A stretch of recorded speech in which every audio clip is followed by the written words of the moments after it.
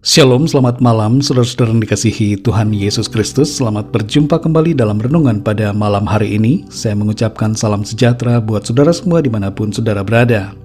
Damai dan sukacita oleh Roh Kudus melimpah senantiasa dalam hati dan kehidupan saudara semua. Sebelum kita mendengarkan renungan firman Tuhan, mari sama-sama kita berdoa. Bapa kami yang di sorga, Bapa dalam nama Tuhan Yesus Kristus, kami mengucap syukur untuk berkat, pertolongan Tuhan, perlindungan, pimpinan dan penyertaan Tuhan dari pagi hingga malam ini. Kami bersyukur oleh karena kemurahan-Mu, sehingga kami dapat melalui semuanya. Terima kasih Bapa. Pada saat ini kami mau mendengarkan sabda firman-Mu. Urapi setiap kami, berikan kami pengertian untuk kami dapat memahami akan firman-Mu. Dalam nama Tuhan Yesus kami berdoa. Haleluya. Amin. Saudara yang dikasihi Tuhan, ayat renungan kita pada saat ini terdapat dalam 1 Raja-Raja pasal 19 ayat 19 sampai 21. Tertulis demikian. Setelah Elia pergi dari sana, ia bertemu dengan Elisa bin Safat yang sedang membajak dengan 12 pasang lembu, sedang ia sendiri mengemudikan yang ke-12. Ketika Elia lalu dari dekatnya, ia melemparkan jubahnya kepadanya. Lalu Elisa meninggalkan lembu itu dan berlari mengikuti Elia. Katanya, "Biarkanlah aku mencium ayahku dan ibuku dahulu, lalu aku akan mengikuti engkau." Jawabnya kepadanya, "Baiklah, pulang dahulu, dan ingatlah apa yang telah kuperbuat kepadamu." Lalu berbaliklah ia daripada Elia. Ia mengambil pasangan lembu itu, menyembelihnya, dan memasak dagingnya dengan bajak lembu itu sebagai kayu api. Ia memberikan daging itu kepada orang-orangnya, kemudian makanlah mereka. Sesudah itu bersiaplah ia, lalu mengikuti Elia dan menjadi pelayannya.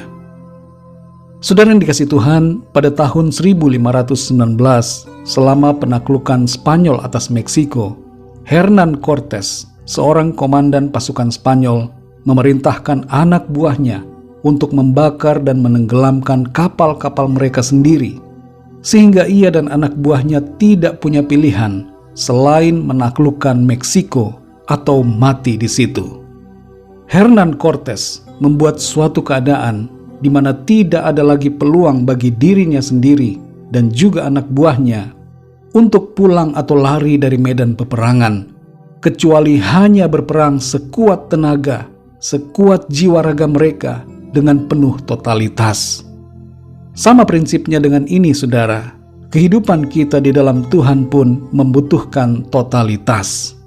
Tuhan menghendaki totalitas kita dalam perjalanan sehari-hari kita bersamanya. Kita harus siap untuk mengatakan ya untuk semua yang Tuhan katakan dan perintahkan, dan tidak menoleh ke belakang atau bahkan berbalik dari panggilan Tuhan. Saudara yang dikasihi Tuhan, dalam ayat-ayat ini kita membaca tentang terpanggilnya Elisa untuk melayani Tuhan bersama Nabi Elia.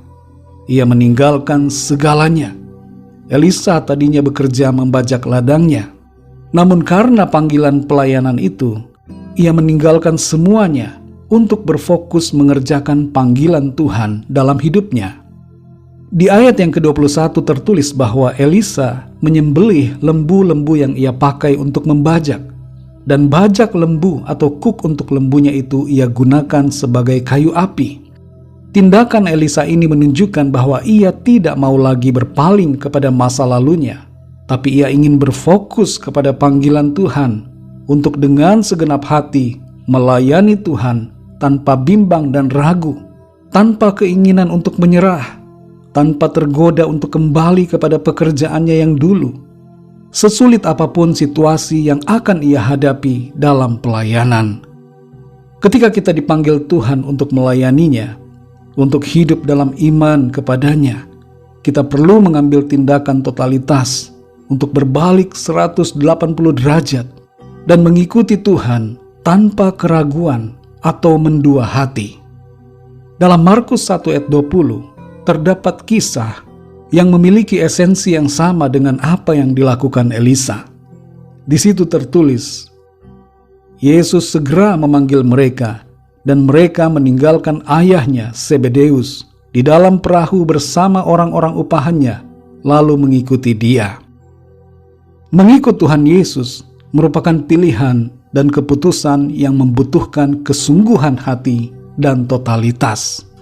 Orang yang mendua hatinya tidak dikenan oleh Tuhan. Jangan lagi kita ingin kembali ke cara hidup yang lama, yang tidak berkenan kepada Tuhan. Fokuskan diri kita pada panggilan Tuhan untuk melayani dan hidup sesuai dengan kerinduan hati Tuhan atas kita. Saudara yang dikasihi Tuhan, totalitas dalam hal apa saja yang perlu kita miliki dalam mengikuti Tuhan Yesus. Yang pertama adalah totalitas dalam mengasihi Dia. Yang kedua, totalitas dalam mempercayai firman-Nya. Yang ketiga, totalitas dalam melayani Tuhan. Yang keempat, totalitas dalam mentaati firman-Nya. Yang kelima, totalitas dalam mengutamakan Tuhan lebih daripada yang lain. Dan yang keenam, totalitas dalam kesetiaan kita pada Tuhan. Situasi perjalanan iman kita di bumi ini tidak luput dari berbagai tantangan, tekanan, dan masalah. Namun kita harus tetap melangkah dalam iman dan kasih yang penuh totalitas kepada Tuhan. Mari saudara yang dikasihi Tuhan, tanggalkanlah semua hal yang mencoba untuk menghalangi langkah-langkah iman kita. Dan majulah terus dalam iman, mencapai garis finish dan meraih kemenangan bersama Tuhan. Roh Kudus akan menolong kita untuk hidup senantiasa dalam kesetiaan, mentaati Tuhan dalam segala hal dengan sepenuh hati kita. Mari kita berdoa saudara.